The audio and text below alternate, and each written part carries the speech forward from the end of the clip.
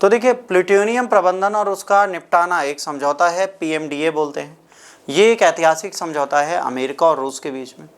ये इसलिए किया गया था कि जो पारंपरिक वेपन्स हैं और जो खतरनाक वेपन्स हैं और जो न्यूक्लियर टेक्नोलॉजीज़ हैं, उन सब के बारे में हमें सारी जानकारी मिले। ये एक ऐतिहासिक समझौता और सहयोग है जो पहले दिन से चल रहा है।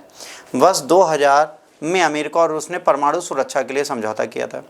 शीत युद्ध के बाद सहयोग का प्रतीक बना। इसमें इन लोगों को क्या करना था? प्लूटोनियम को सुरक्षित निपटारण करना था और शांतिपूर्वक उद्देश्यों के लिए इसका प्रयोग करना था। ठीक है। अब इन्होंने 34 टन के हथियार ग्रेड प्लूटोनियम को नष्ट करने का वादा किया। इन्होंने कहा जो 34 टन से ऊपर के हथियार हैं प्लूटोनियम बेस्ड, उनको हम नष्ट कर देंगे, उनको हम अपने पास नहीं रखेंगे, ताकि भविष्य में युद्ध में हम उनका प्रयोग ना करें और पूरी धरती ना खत्म। आपको बताएं, हमारे विश्व में जितने भी न्यूक्लियर वेपन हैं, अगर उन्हें एक जगह रख के हम ब्लास्ट कर दें तो धरती शायद 2 टुकड़ों में बढ़ जाए, इतना गहरा विस्फोट होगा। तो ये विस्फोट कहीं ना कहीं धरती के लिए भी खतरनाक है, और धरती के मटेरियल से धरती को ही ख़त्म करने की चीज़ अगर हम बना रहे हैं तो ये बुरा है। और युद्ध शांति का प्रतीक होता है, ना कि युद्ध का प्रतीक। यदि आप युद्ध की तैयारी कर रहे हैं और युद्ध करने के बाद भी आपको समझौता करना है, आपको गलतियाँ माननी है कि हमसे गलती हो गई, तो गलती पहले मान लो। किसी चीज़ का बुरा होने से पहले उसके भले होने की कोशिश करोगे तो आपको लाभ मिलेगा। तो बुरा ना हो, भला हो जाए, तो पहले इसकी कोशिश करनी चाहिए। समझौते के प्रमुख लक्षण क्या है? मॉक्स ईंधन रूपांतरण, हथियार ग्रेड प्लूटोनियम में मिश्रित ऑक्साइड रिएक्टर में परिवर्तित करना।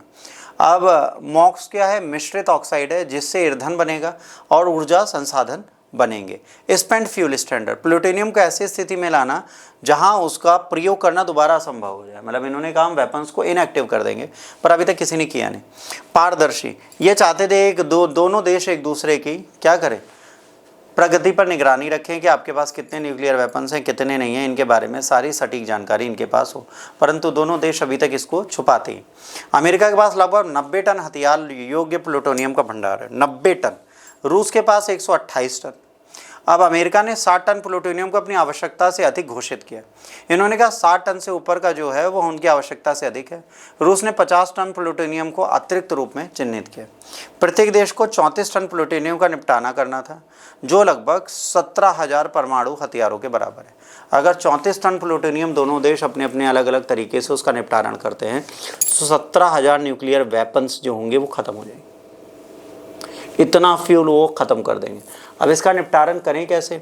या तो इसको सेफुल डिस्कार्ड करें। तो डिस्कार्ड करने का तरीका क्या है?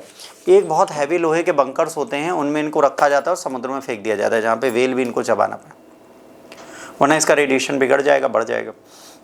पहला ऑप्शन तो ये कर लें। अगर ये नहीं कर पाते तो दूसरा ऑप्शन हमारे पास क्या आता है? इनको ऊर्जा में परिवर्तित कर दे। 2007 में अमेरिका ने सवाना रिवर साइड में साउथ कैलिफोर्निया में मॉक्स का संयंत्र स्थापित किया। ये क्या कर रहा है? जो इनका ईंधन था उसका प्रयोग कर रहा है जो न्यूक्लियर वेपन में। रूस ने BN-800 फास्ट ब्रीडर बनाया, जिससे मॉक्स का उत्पादन निरीक्षण प्रारंभ हुआ।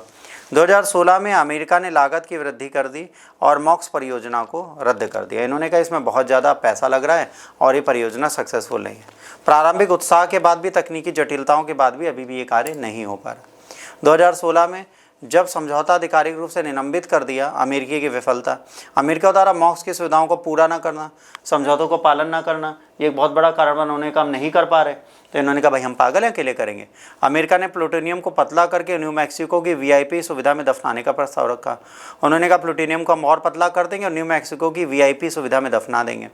रूस ने आपत्ति की, वैकल्पिक विधि को अस्वीकार किया और उन्होंने कहा भाई आप दफना दोगे, कल खोद के वापस निकाल लोगे, आप इसको यूज़ करो कहीं ना कहीं। रूस कार्यक्रम की लागत लगभग 1.7 मिलियन की अनुमानित लागत है, ठीक, जिसमें BN-800 और मॉक्स का ईंधन निर्माण शामिल है। प्रारंभिक अनुमान इनका भी कितना था? 4 मिलियन का था, लेकिन अंतिम लागत 30 मिलियन से अधिक हो गई। ये 1.7 मिलियन में बना रहे हैं, 4 मिलियन में बना रहे थे, पर 30 मिलियन पहुंच गई।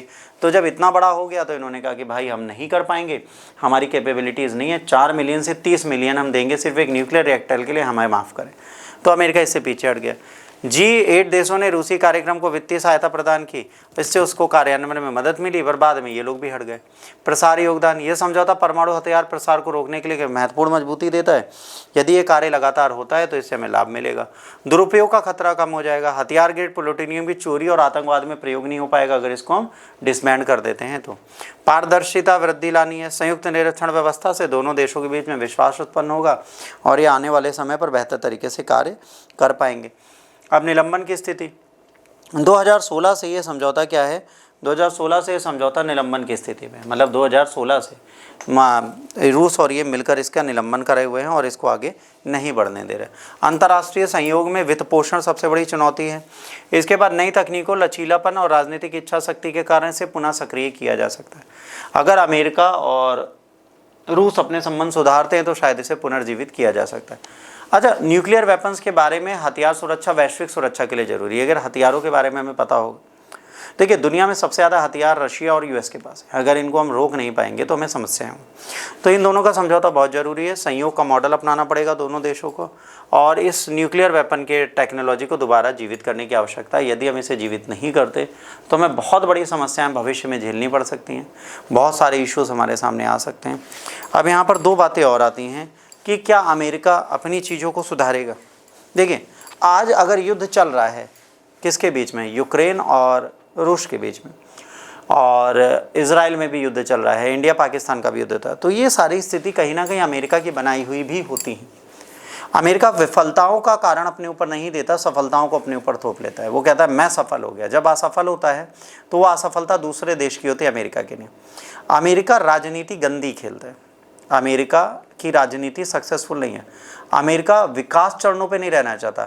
अमेरिका सिर्फ अपने विकास के चरणों पे रहना चाहता है, मतलब उसके देश का भला हो, बाकी दुनिया में कोई भी मरे कोई भी जिए अमेरिका को फ़र्क नहीं पड़ता। और जब तक ये एटीट्यूड वो अपना नहीं बदलेगा तब तक उसको जीवन में समस्याओं का सामना करना पड़ेगा। आज अगर इसने टैरिफ लगाया, टैरिफ बढ़ाया, उसका खामियाजा किसे भुगतना पड़ रहा है, अमेरिका को। भाई भारत का क्या है, भारत की कुछ चीज़ें ख़राब हो रही हैं, कोई दिक्कत नहीं है। यूके आया, यूके ने कहा हम आपके साथ फ्री ट्रेड एग्रीमेंट करने को तैयार है, इंडिया ने कर लिया। रशिया ने कहा हम आपके साथ एग्रीमेंट करेंगे, इंडिया ने कर लिया। चाइना ने कहा और रिश्ते सुधारें, इंडिया ने सुधारना प्रारंभ कर दिया। जहाँ पे घाटा है वो घाटा सिर्फ और सिर्फ एक कंट्री का, अमेरिका का। अगर अमेरिका अपने संबंधों में सुधार नहीं करता तो आने वाला समय अमेरिका के लिए है ही नहीं। अगर वो ग्लोबल मॉनिटर बन के रहना चाहता है तो वो ग्लोबल मॉनिटर बन के तब रह सकता है जब वो अपनी छाप छोड़े। अगर वो कहे युद्ध बंद तो युद्ध बंद, उसके कहने से कौन सुनता है? अब तो कोई नहीं सुनता। तुम 50 प्लान ले आओ, कोई भी प्लान ले आओ, उसका कोई फ़र्क नहीं पड़ता जब तक कंट्रीज़ आपको सुने ना। आज कंट्रीज़ आपको रेगुलेट नहीं करना चाहती, कंट्रीज़ आपको सुनना नहीं चाहती, तो हम उन प्लान्स का करेंगे क्या? उनको कहाँ इम्प्लीमेंट कर दें और किस जगह ले जाएंगे? इन योजनाओं का क्रियान्वयन बहुत आवश्यक है। यदि ये होता रहा तो जीवन सफल होगा। यदि ये क्रियान्वयन नहीं हुआ तो समस्याओं का समाधान है नहीं, ये समस्याएं उल्टा बढ़ेंगी। इस चीज़ को समझने की आवश्यकता